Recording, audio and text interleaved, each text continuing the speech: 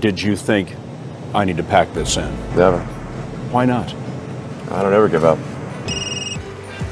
Hi, ELON Musk speaking. I didn't have any money. In fact, I had negative money. I had huge student debts. Like, I have a bunch of houses, but I don't spend a lot of time in most of them. I couldn't afford a place to stay and an office, so I rented an office instead, because I got a cheaper office than I could get a place to stay, and then I just sort of slept on the futon. And a few years ago, people were laughing at you. Now, not so much.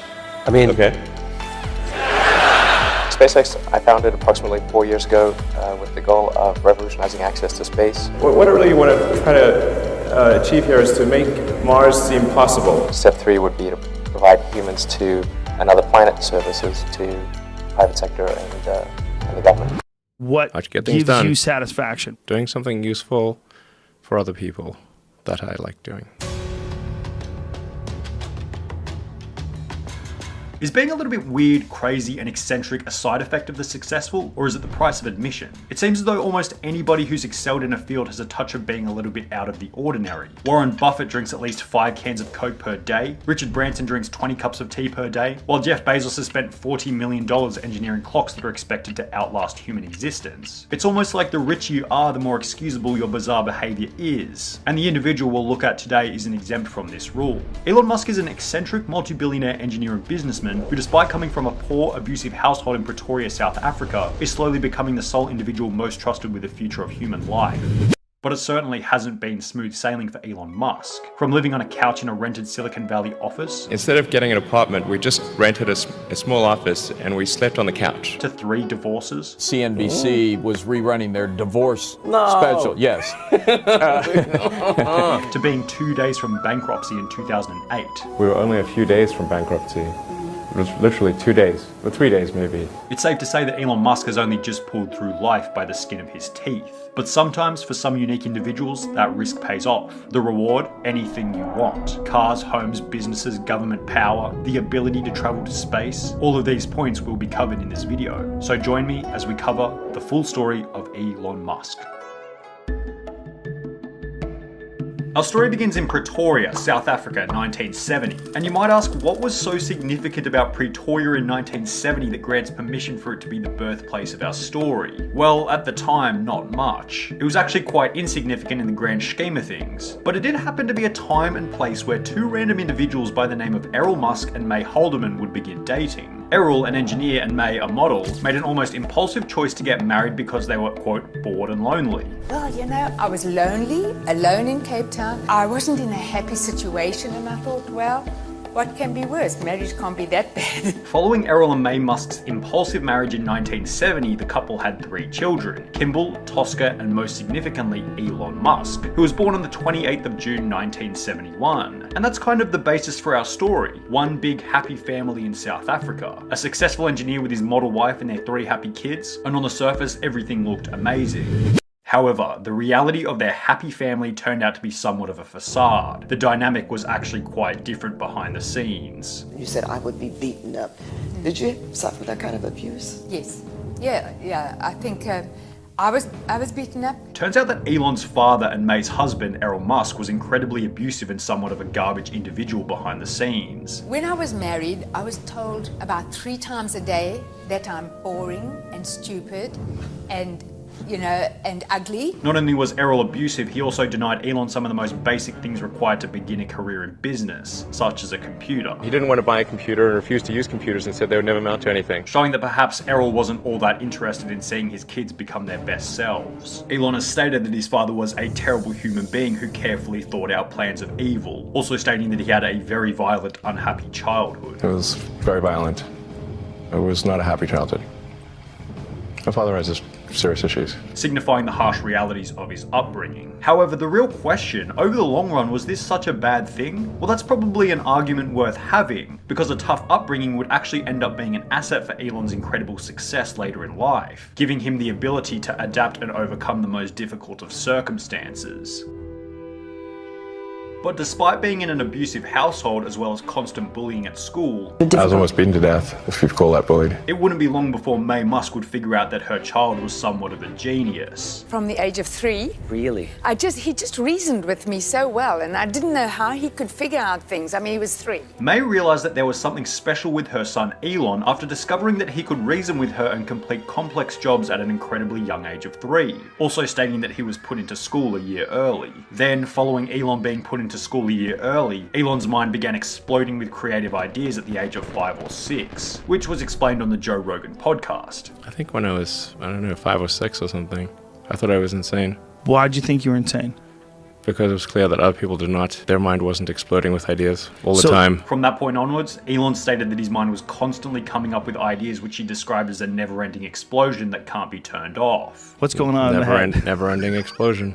It's just constant ideas, just bouncing around. Yes. Whew. So by this point, we could probably agree that Elon Musk was born with somewhat of a creative superpower. So with this in mind, did he have some kind of perfect plan to go from a small town kid in South Africa to a multinational billionaire? Well, no, not really. Not in the beginning at least anyway. I mean, I should say that, when I was a kid, I didn't really have any grand designs. I mean, the reason I started programming computers is because I like computer games. And I'd play lots of computer games. At the age of 10, Elon Musk simply began programming computers as he enjoyed computer games. There was really no extravagant planning at the start of his journey. A somewhat refreshing fact considering that there's always this feeling that these billionaires have it all figured out from the beginning. But here's where the difference occurred for Elon Musk. After beginning to program computers, he then figured out if he could write better software and sell it, then he could buy better computers. I learned that if I wrote software and sold it, then I could get more money and buy better computers. So it wasn't really with some grand vision or anything. After learning to code at the age of 10, Elon Musk realized that a magazine by the name of PC and Office Technology would buy different pieces of software to publish in their magazine. There was a computer magazine that you could sell software to, and then publish the software and then send you a check. After making this discovery, Elon decided to create his first piece of gaming software called Blaster, a game somewhat similar to the popular game Space Invaders. This game was then sold to the magazine for a price of $500. I taught myself how to program computers when I was a kid, and bought my first computer when I was 10 and sold my first commercial program when I was 12. Not exactly a bad start for any 12-year-old looking to pursue programming pathways.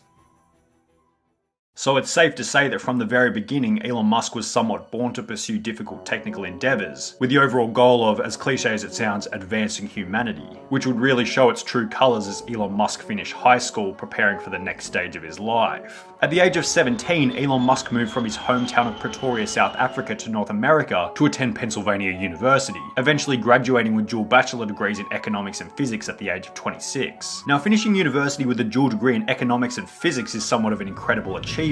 But there was another issue here. He wasn't in the place that he wanted to be. Sure, Philadelphia was cool and all, but Elon had his mind set on somewhere else, a location where he thought he would really thrive. I thought, okay, I really want to work on new technology, so I want to get to Silicon Valley.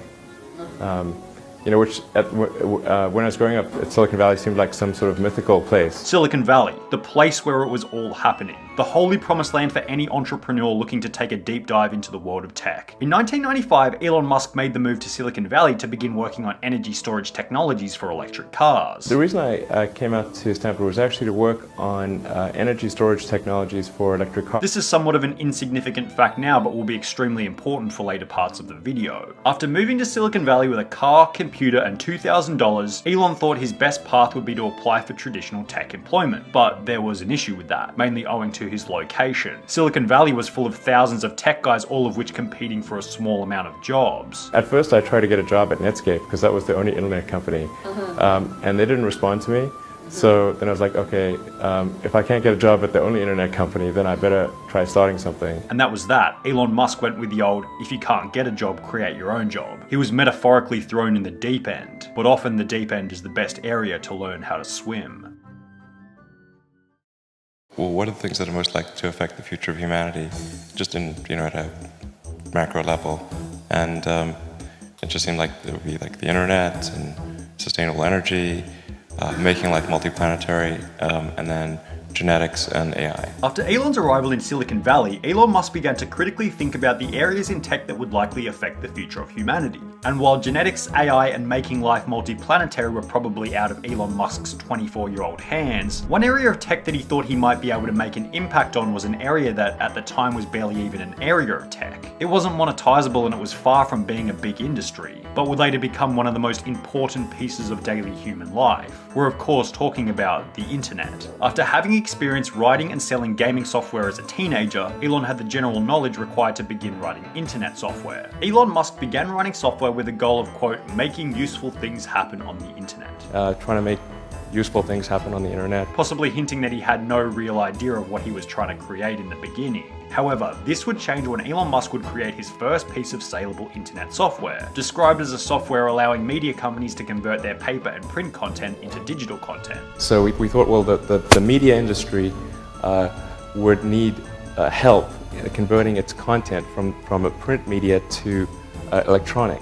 And they clearly had money. This software was the basis for Elon Musk's first company, Zip2, which was created with his brother Kimball. Now, starting a tech company would be exciting for any 24-year-old. However, as stated by Elon himself, he would have no idea how difficult the first company would end up being. There's a friend of mine who's got a great saying about creating a company, which is trying to build a company and have it succeed is like eating glass and staring into the abyss. Having moved from South Africa and still having $100,000 worth of college debt, Elon Musk was so poor that he was unable to afford both a home and an office for his company Zip2. So what were his options here? He couldn't rent both at the same time. It was either an office or an apartment. And since offices were cheaper than homes, he rented an office space and simply slept on the couch while showering at a local gym. I didn't have any money. In fact, I had negative money. I had huge student debts.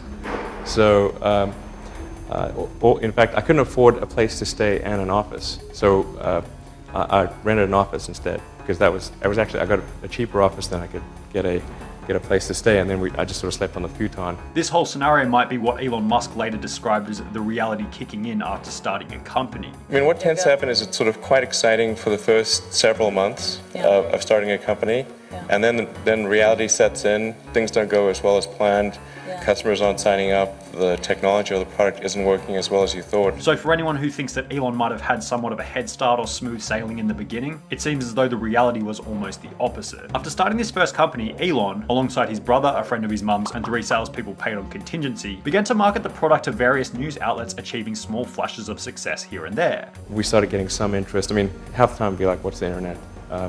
Even in Silicon Valley.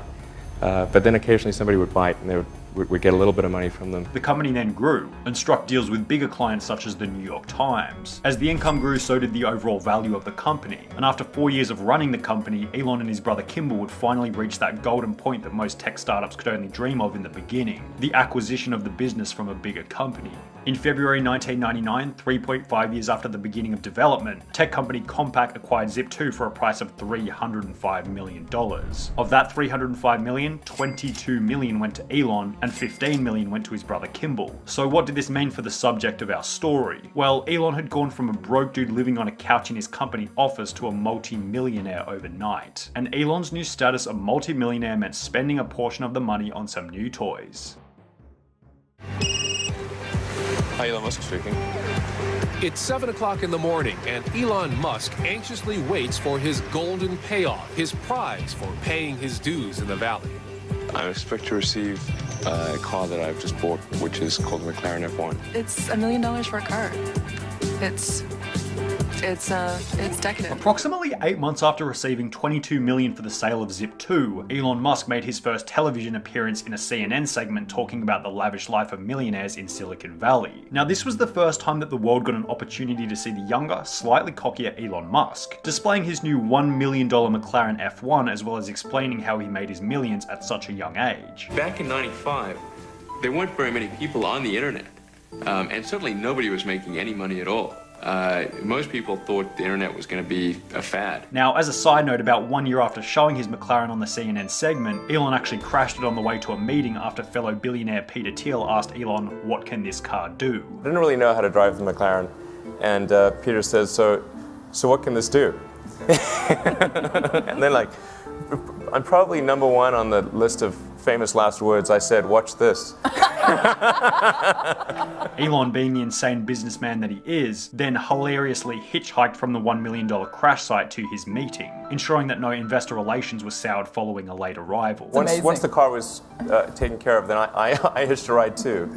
And we continued the meeting. But all is well that ends well, because in 2007 the car was repaired and on-sold at a profit. Unsurprising considering the car would be worth around $20 million today. But we're getting a bit ahead of ourselves by talking about Elon's car crash in 2000. Let's cast our mind back to the 1999 documentary once again and we'll go from there. Now there were two other things in this CNN segment that were extremely iconic and worth documenting when talking about Elon's long-term story. Firstly, it was mainly a display of how far Elon Musk had come in only 3 short years. Just 3 years ago, I was showering at the Y and sleeping on the office floor. And now, obviously I've got a $1 million car and quite a few creature comforts. But perhaps the most important and overly significant section was Elon stating that rather than buying materialistic items such as his $1 million car, he was more interested in building and creating a new company. I could go and buy one of the islands in the Bahamas and turn it into my personal fiefdom. I'm much more interested in trying to build and create a new company. A new company that perhaps unbeknownst to Elon would be just around the corner. So this is an ATM. What we're going to do is transform the traditional banking industry. To transform the traditional banking industry, Elon's new goal. Somewhat of an ambitious goal considering the size of the banking industry, but after selling Zip2 for $300 million, I'd say that his confidence was running sky high and he was ready for a new challenge. After selling Zip2, I wanted to do something more on the internet, and it seemed to me that there hadn't been all that much innovation in the financial sector. In March 1999, only 1 month after selling Zip2, Elon Musk founded X.com, using $10 million of the $22 million received from the sale of his previous company. This website, X.com, was a website that would later become known as the now incredibly popular PayPal. But in the beginning, it was simply an unknown website called X.com, accompanied by a bunch of funding and a dream. The basic goal of X.com was for customers to be able to email money to each other rather than having to deal with everything in cash. And then we had a little feature, which took us about a day. That was the ability to email money from one customer to another. A feature that was relatively unknown at the time. But perhaps the moral or most significant element of Elon's second company was highlighting the fact that the second business is always easier than the first. Elon had acquired an array of business experience following Zip2, ultimately leading to smoother sailing the second time around. He had more money, so no more sleeping on the office couch. He knew how to lead a team of employees, so there was less time wasted on time and wages. But perhaps most significantly, Elon had figured out a new method of growing PayPal faster than he would have ever thought possible. One customer would essentially act as a salesperson for you for bringing in other customers. The general setup of PayPal meant that when a user would send money to their friend, that friend would have to sign up for PayPal and automatically be recruited into the system. So what did this mean? It meant that the more people using PayPal, the faster it would grow. An excellent exponential growth strategy. And it's safe to say that this strategy caused PayPal to absolutely explode. We launched after year 1, and by the end of year 2, we had 1 million customers. So, gives you an example, it gives you a sense for how fast things grow in this. But like all things in life, it wasn't all sunshine and rainbows. As in October 2000, just 1.5 years after creating the company, Elon Musk was fired as CEO from PayPal, his own company. He went on an investment raising trip, and when he got back, what happened? Well, yeah, so... Elon explained that despite marrying his first wife Justine 10 months previously in January 2000, he still hadn't gone on a honeymoon. So he decided to leave Silicon Valley and go away for 2 weeks. Gotten married earlier that year and not had any vacation or honeymoon or anything, so it was kind of a combined financing trip / honeymoon. Yeah. The problem with this? It was at a time when PayPal had multiple major problems underway, causing many key individuals high levels of stress. While Elon was on his holiday, he returned to find that his position as CEO had been replaced by another key individual in the company. There was just a lot of worry, and that caused the management team to decide that I wasn't the right guy to run the company. Not exactly the best scenario for Elon Musk. However, things always seem to work themselves out in the long run for Elon Musk, because in 2002, eBay purchased PayPal for $1.5 billion, with Elon receiving $165 million from the purchase. This whole situation led Elon to patch things up with the former team that fired him as CEO, and good relations with former business partners was exactly what he needed, as his next endeavor beginning in 2003 would be so ambitious that he would need every shroud of good fortune that he could manage. I think global warming is a very serious issue, and it's something that we have to address, and the only way to address that is to come up with a car that doesn't add carbon emissions to to the environment. And I think the way to do that is with electric vehicles. 2003, a year where Elon Musk would get involved in the company that he believed would change the course of humanity. A company dedicated to the environment, dedicated to the best customer experience, dedicated to success. But most certainly a company that would have to take a stopover in hell in order to get there. We're of course talking about the now incredibly popular Tesla Motors. Now, a common misconception about Tesla is that Elon Musk actually started it. This isn't true. The company was started by two lesser known engineers who simply had a vision for transport using energy that was better for the environment. In 2003, we decided to start a new company, and we wanted something though this time that actually had a little bit more of a real mission. Now let's cast our mind back a little bit here. Do you remember when we mentioned towards the start that Elon actually moved to Silicon Valley in the first place to work on energy storage technologies for electric cars? The reason I came out to Stanford was actually to work on energy storage technologies for electric cars. Well, after first moving to Silicon Valley, Elon thought working on an internet company was a better opportunity because of the timing in 1995. I thought, well, I can either work on electric vehicle technology and do my PhD at Stanford and watch the internet get built, or I could put my studies on hold and try to be part of the internet. But by 2003, the internet was significantly more mainstream, and perhaps Elon wanted to come back to his dream of building electric cars. If the big car companies are not going to create electric cars by themselves, then it's necessary to create a startup to do electric cars. For this reason, Elon decided to provide Tesla with $6.5 million worth of funding in February 2004, approximately 8 months after the company was created, ultimately resulting in Elon Musk being appointed as the chairman of the company. Between 2004 and 2008, Elon Musk and the team at Tesla relentlessly worked on producing their first car, the Tesla Roadster, which was unveiled in 2006, 2 years after Elon Musk began involvement in the company. Hello everyone, this is Sebastian Blanco. I'm here for Autoblog Green and Netscape.com. We're at the unveiling of the Tesla Roadster. The car was then released to the market in 2008, incredibly exciting for the company. However, Elon Musk would have never been able to predict how difficult of a year 2008 would end up being for him. 2008 is not a good time to be a car company, especially a startup car company, and especially an electric car company. That was like stupidity squared. The global financial crisis, an economic downturn that would end up challenging even the most sophisticated in the business world. And economic downturns generally challenge car companies more than any other company, as when people don't have much money, buying a $100,000 electric car isn't usually at the top of a financial budget. For this reason, just before Christmas of 2008, Tesla was about 2 or 3 days away from bankruptcy. In fact, at the end of 2008, we were only a few days from bankruptcy.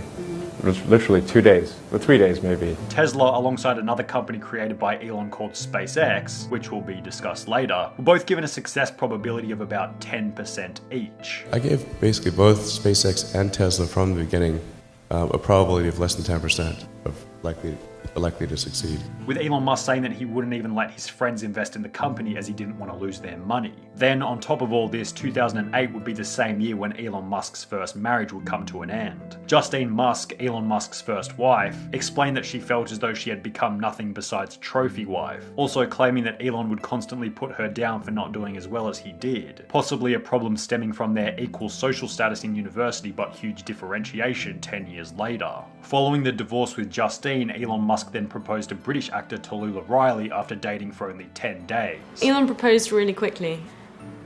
The idea of being swept off your feet is appealing, and I'd probably have said yes to anyone that seemed half sensible if they proposed after 10 days, just because it's kind of an interesting thing to do. However, by 2013, this relationship had also resulted in divorce. But things weren't all that bad. On the relationship front, Elon appeared to be having serious problems, but by 2013, the business side of things was absolutely booming. With the global financial crisis somewhat of a distant memory and Tesla stock increasing by 450% between the start and end of 2013, things were looking up. So much so that the struggles of Tesla were put on the back burner while one of Elon's more ambitious goals began to become more of a priority.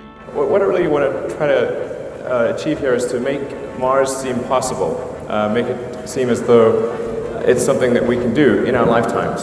In September 2016, Elon Musk announced that getting humans to Mars was officially one of his main goals. Well, in the case of SpaceX, I just kept wondering why we were not making progress towards sending people to Mars. Remember we previously mentioned that Elon had a company by the name of SpaceX? Well, SpaceX was founded in 2002 after Elon realized how expensive it was to purchase space travel rockets in an open market, saying that he could make them for about 3% of the price. The fundamental issue is actually the cost of access to space.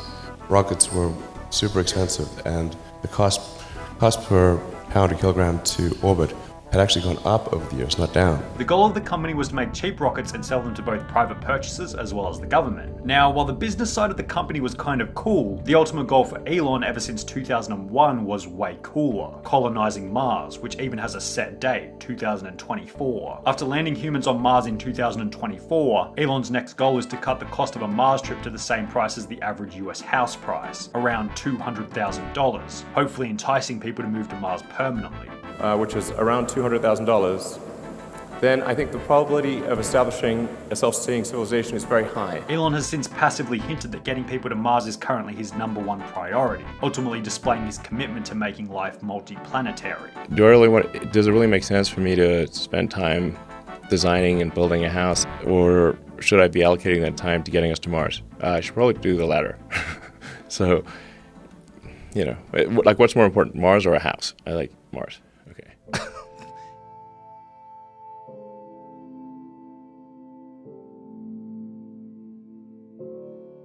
Is coming from a wealthy, well-brought-up background a requirement to make a change in the world? Do you have to conform to the rules of society to be a good human being? Are there limitations for where your imagination can take your reality? Elon Musk doesn't seem to think so. He set the example. Just because you might come from an abusive household in Pretoria, South Africa, doesn't mean you can't restructure the reality that you're living. From a nobody, to a programmer, to an engineer, to a man whose sole mission has become ensuring the future of human existence. And perhaps if you're watching this video in the far future, maybe you're watching this video on autopilot in your electric car, or we've already been to Mars and you're using some kind of futuristic piece of technology that none of us can even conceptualize at the moment. And if that's the case, I want you to remember that all of it started with one individual. An individual who just wanted to make the world a better place. An individual who upon birth wasn't much different to you or I. An individual who put humanity before himself.